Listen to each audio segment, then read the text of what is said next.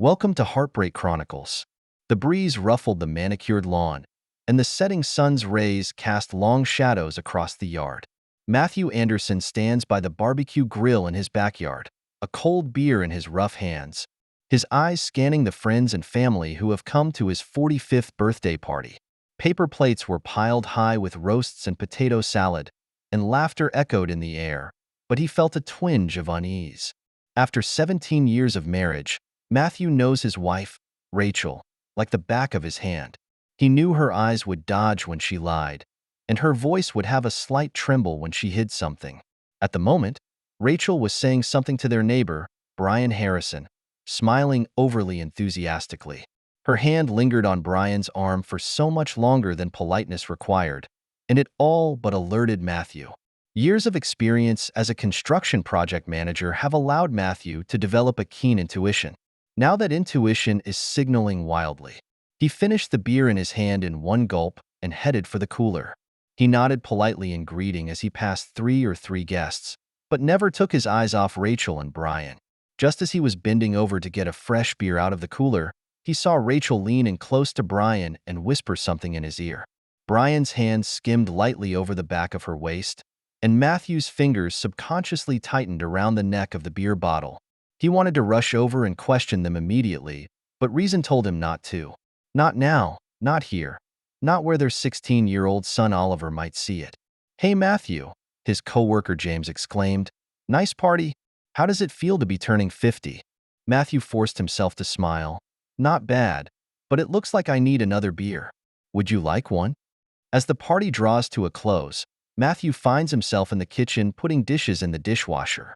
Rachel walks in briskly, her cheeks flushed from alcohol and laughter. "Need any help, birthday girl?" she asked in a brisk tone. Matthew straightened up and stared down at her with a torchy gaze. "What the hell is going on between you and Brian?" Rachel's smile froze momentarily for a split second, but quickly returned to normal. "What are you talking about?" "Don't play dumb, Rachel.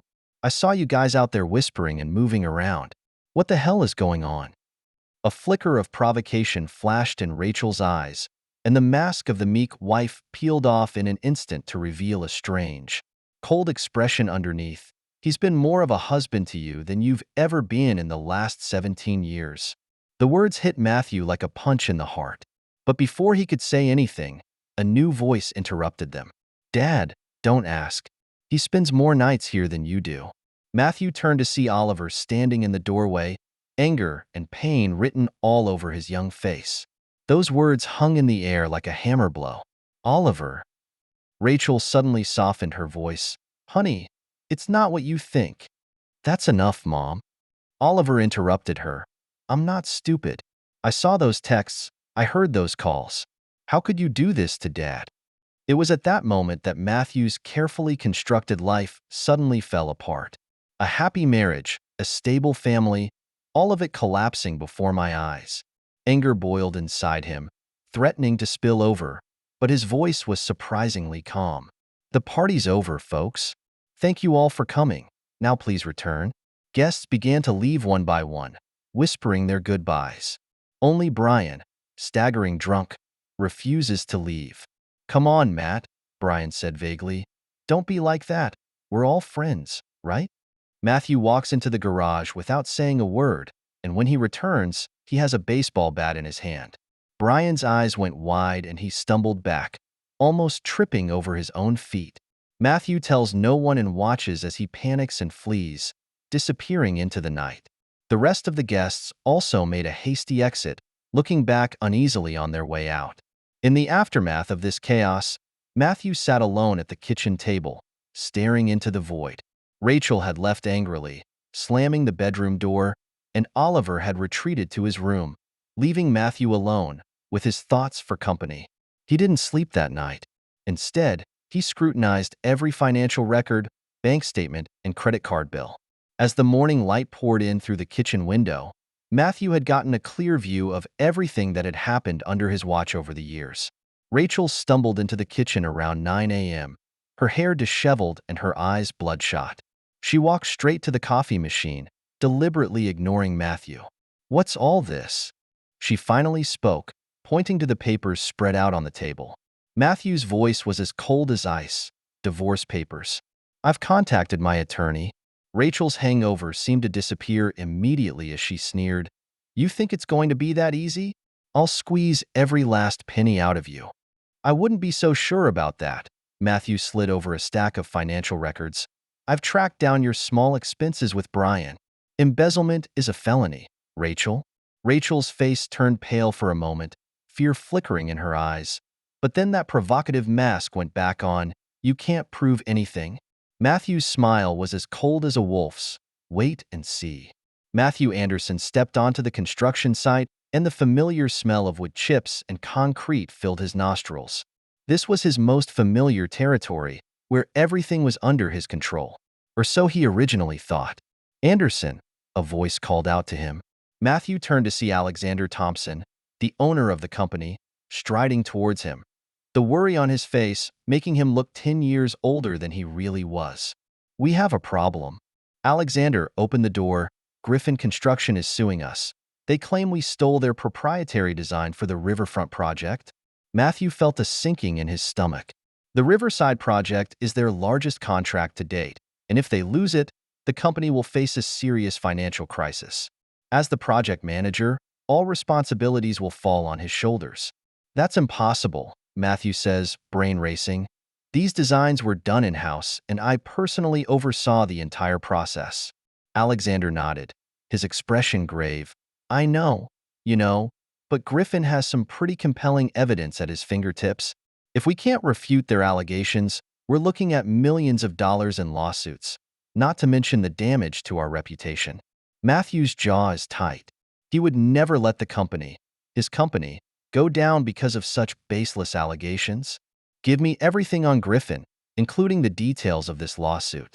I'll get to the bottom of it. When Alexander leaves, Matthew's cell phone suddenly vibrates. It was a text from Rachel. We need to talk about the divorce, the house, and Oliver. Matthew simply ignored the message. Right now, he had more important things to deal with. Over the next few days, Matthew devoted himself to the investigation of Griffin Construction and its CEO, William Griffin. He scrutinizes financial reports, court records, and even industry rumors. Slowly, a clear picture began to emerge. William Griffin is a litigation veteran, to be exact. Matthew found case after case where Griffin sued smaller companies and then settled out of court, each time for a sizable settlement. This is not business competition. This is extortion disguised as legal action.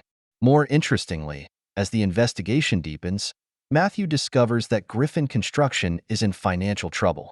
Several of their recent projects have gone over budget, and the company is hemorrhaging money. This lawsuit isn't just about money. It's a dying struggle. Matthew's sneer surfaced at the corner of his mouth. Griffin picked the wrong target this time. Meanwhile, across town, Rachel and Brian are having a very different conversation in the latter's dilapidated apartment. We have to do something, Rachel paced back and forth anxiously. Matthew will take everything in the divorce, and we need to weaken his position. Brian slouched on the couch, looking unworried. Relax, baby. We still have those embezzled funds in our hands, and there's no way any of this would have happened without his authorization. He's not going to risk getting himself involved. Rachel shot him an evil glare. You don't know Matthew at all. He's not going to back down. We need to hit him with the job. A sinister smile slowly unfolded on Brian's face. About that, I might have an idea. The next day, Rachel walks into the headquarters of Anderson Construction with her head held high. She ignored the whispers and strange looks thrown her way by employees who recognized her as Matthew's wife. I need to see Alexander Thompson, she told the receptionist. It's urgent. 10 minutes later, Rachel was sitting in Alexander's office with a carefully disguised look of concern on her face. I'm worried about Matthew, she began to act, her voice shaking slightly. He's been very unstable lately, drinking too much and losing his temper. Alexander frowned. That's not like Matthew. Rachel leaned forward, her eyes wide. I know. That's why I'm so worried. I think the stress of the job might be too much, and I'm afraid he'll do something drastic. As Rachel weaves her lies, she can see suspicion spreading in Alexander's eyes. It's not enough, but it's a good start. In the meantime, Brian is working on his own plan. He manages to get the key to the building site office and sneaks into it at night. He's targeting Matthew's computer. If he can plant some correspondence related to Griffin Construction in it, that's enough to cast doubt on Matthew's innocence. Brian boots up his computer, fingers flying over the keyboard, but when he tries to access Matthew's files, he hits a wall, an extra security measure that he hadn't anticipated.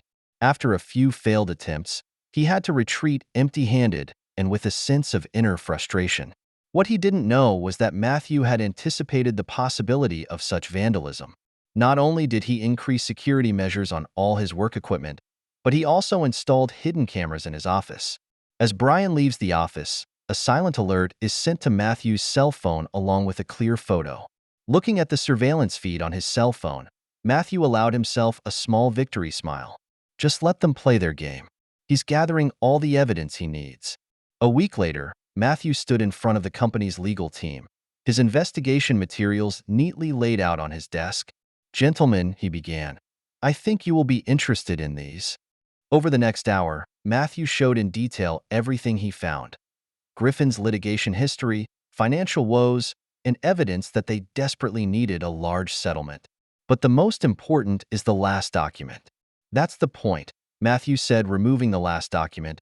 "I found evidence of numerous ethical and safety code violations by Griffin Construction. In order to save money, they cut corners on safety measures and used substandard materials. If this information becomes public, their reputation will be completely destroyed." The lead attorney leaned forward with a gleam of excitement in his eyes. "Well done, Matthew. With this, not only will we be able to beat back their lawsuit, but we may be able to counter-sue them for defamation." As Matthew left the conference room, he felt like a weight had finally been lifted off his shoulders. He did. He saved the company and he kept his job. But his relief was soon interrupted as he saw a familiar figure hovering over the entrance: Brian. Matthew's fists clenched subconsciously, but he forced himself to remain calm. He won't give the other person any satisfaction. "What are you doing here, Brian?" asked Matthew coldly. Brian squeezed out a fake smile, but Matthew could see the tension in his eyes. "Just passing through and wanted to say hi to an old friend." "We're not friends," Matthew said calmly. "And if I ever see you on this site again, I'm calling the police on you for trespassing on private property." Brian's smile collapsed. "You can't prove anything, Anderson. You can't do anything about us." Matthew took a step closer, his voice lowered. "I know a lot more than you think. Now, get the hell out of here before I decide to share some interesting information with the police." Watching Brian scurrying back, Matthew allowed himself to enjoy the moment of triumph. But he knew that the battle had just begun. The next day, the news broke. William Griffin was arrested for fraud and security violations. Anderson Construction's countersuit brought all of Griffin's wrongdoing to light. After the fiasco, Matthew was called into Alexander's office again, but this time with a smile on the old man's face. "You did an amazing job, Matthew," Alexander said. "Not only did you save the company from a disastrous lawsuit, but you also showed leadership skills in the process that I didn't expect." Matthew nodded his thanks. "Thank you, sir. I was just doing my duty." Alexander leaned forward with a serious expression. "I think it's time to discuss your future with the company. How would you feel about taking on the role of Vice President of Operations? More responsibility, and of course a commensurate office and salary." Matthew felt a surge of pride come over him. "It's my pleasure, sir." As Matthew walked out of Alexander's office, his new title was still ringing in his ears. He faced challenges from all sides, personally and professionally, and he won every contest. But as he drove home, his thoughts returned to Rachel and Brian. They've been too quiet lately, too quiet to be normal. Knowing them as he did, Matthew knew they wouldn't admit defeat easily. They must be planning something, some desperate move. Yeah, let them try, Matthew thought. Whatever they were planning to do, he was ready for it. The shoddy floorboards in Brian Harrison's dilapidated apartment creak under his feet. He paced back and forth, despair written all over his face. Rachel sits on a worn couch, her once perfect manicure now peeling and mottled. They'd been plotting here for hours, propped up on the promise of cheap whiskey and even cheaper. "It has to be perfect," Brian grunted. "One little mistake and it's all over." Rachel nodded, her eyes sharpening. "I know. Matthew is smart. He must be waiting for us to make a move. Brian stopped and fixed his eyes on Rachel. So, did you remember the plan? Of course I remember, Rachel said sternly, standing up. Don't treat me like an idiot. If you hadn't been so careless about embezzling funds. Oh, now you're blaming me? Brian gave a laugh. You were happy when the money kept flowing in? Rachel waved her hand impatiently. Let bygones be bygones. We need to focus on what we need to do next now. Their plan was simple. Frame Matthew for a violent attack. Brian will get himself scarred. Rachel will testify, and Matthew will find himself on the wrong side of the law. Once he carries a criminal record, his newly arrived high-paying job will be in vain, and his advantage in divorce proceedings will be gone. Are you sure you can do the play? Brian eyed Rachel suspiciously. Rachel let out a piercingly shameful laugh. Come on. I've been playing the part of the perfect wife for 17 years. What's this little thing? What they don't know is that at this very moment, Matthew is sitting in his home office, surrounded by a ring of monitors. A few weeks ago, he installed hidden cameras all over the house. It's a discreet habit he's developed over the years of dealing with contractors and lawyers of all shapes and sizes, and now these devices are his ace in the hole. Matthew stares at the screen and watches as Brian stumbles into the frame with Rachel close behind. They were arguing, and though their voices were muffled, their body language was clearly visible. Then he sees a hilarious scene. Brian starts beating himself up, creating bruises that will later be blamed on Matthew. Amateur level. Matthew taunted softly, a sneer appearing at the corner of his mouth. He picked up his cell phone and dialed a familiar number. Jack, it's me, Matthew. I think it's time to implement our plan. Matthew wasn't surprised when two police officers showed up on his doorstep the next day. To his surprise, Oliver, standing behind the police officer, had confusion and fear written all over his young face. Mr. Anderson, one of the officers said in a businesslike tone, we need to ask you a few questions about an alleged assault. Matthew nodded and stepped aside. Of course, officer. Honestly, I've been waiting for you guys. They sat down in the living room and Matthew glanced at Oliver's eyes and whispered, It's okay, son. This will be over soon. The inquiry was brief but tense. The police relayed Brian's allegations, a violent, unprovoked attack, backed up by Rachel's tearful testimony. Matthew listened quietly, his expression rippling. Mr. Anderson, said the presiding officer, Mr. Morrison claims that you assaulted him last night without cause, as evidenced by his injuries, and as corroborated by your wife. Have you anything to say to these charges? Matthew leaned forward, his voice calm and confident. Officers, I understand that you are doing your job, but I think there is something you need to see. He leads them into his office, Oliver following. Matthew is just a few buttons away, and the footage begins to play, showcasing Brian and Rachel's awkward acting skills. The police looked on in disbelief. After the video plays, the presiding officer turns to Matthew. Mr. Anderson, it appears we owe you an apology. Matthew waved his hand. That won't be necessary. You are doing your duty. However, I would like to press charges regarding the false reporting of Mr. Morrison and my soon-to-be ex-wife. The police officer left with a promise to return with a warrant, and Oliver looked at his father with awe and reverence. Dad, this is awesome. How did you know to? Matthew put his hand on his son's shoulder. Always be prepared, Oliver. Especially when dealing with people like your mother and Brian. But the camera, won't that be an invasion of privacy? Matthew sighed. It's my house, son. And considering what they intend to do, I think it's reasonable. Sometimes you have to do unto others as they do unto you. Across town, Rachel and Brian are celebrating what they thought was a victory with cheap champagne. The doorbell interrupts their laughter when they open the door to find not only the police, but Matthew himself standing there, surrounded by his lawyers. What's going on?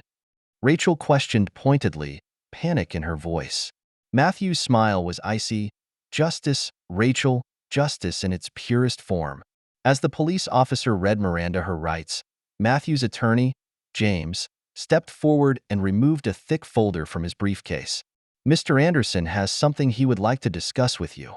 In Brian's dilapidated apartment, Matthew begins a methodical display of evidence. Surveillance footage, bank statements showing misappropriated funds, emails detailing their plot. With each new piece of evidence, Rachel and Brian's faces paled. "You've got nothing," Brian said, but the bottom had gone out of his voice. Matthew pulled a flash drive from his briefcase and tossed it gently in his hand. "This has everything, every deal, every lie, every conspiracy.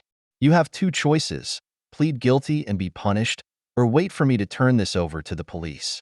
Rachel, who had been silent since moments before, suddenly broke down. "Matthew, please," she sobbed. "We can talk about it, for Oliver's sake." A flash of anger flashed in Matthew's eyes. "Don't use my son as a shield, Rachel. You lost that right when you chose to betray us. But he needs his mom."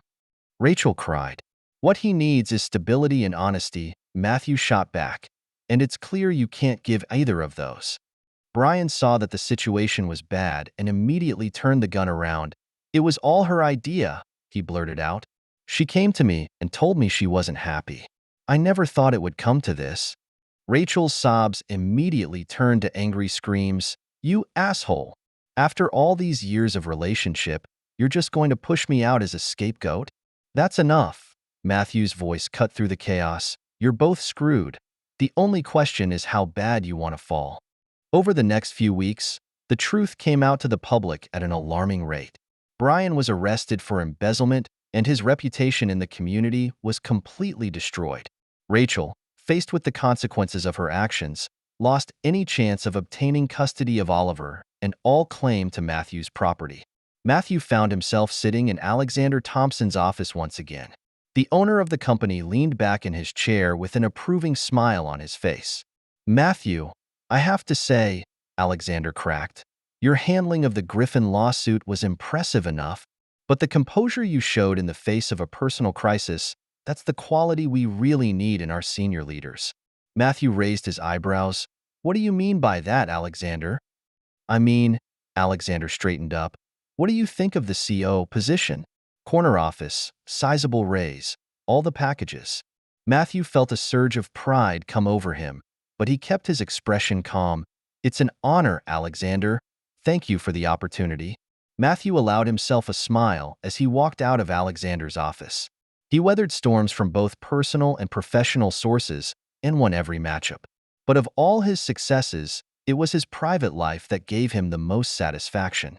He and Oliver were closer than ever, and they would share dinners and have long conversations together on the porch of their home. One night, as they sat watching the sunset, Oliver turned to his father. "Dad, I'm sorry I didn't tell you about Mom and Brian sooner." Matthew squeezed his son's shoulder gently. "You made the right choice in the end, Oliver, and that's all that matters." Oliver was silent for a moment, then asked, "Do you think Mom will change?" Matthew sighed, weighing his words carefully. "I don't know, son. People can change, but only if they want to. As for your mom, she's got a long way to go. Do you hate her?" Matthew pondered the question. "At first I was angry. Now, I'm just disappointed. But that's not something you need to worry about.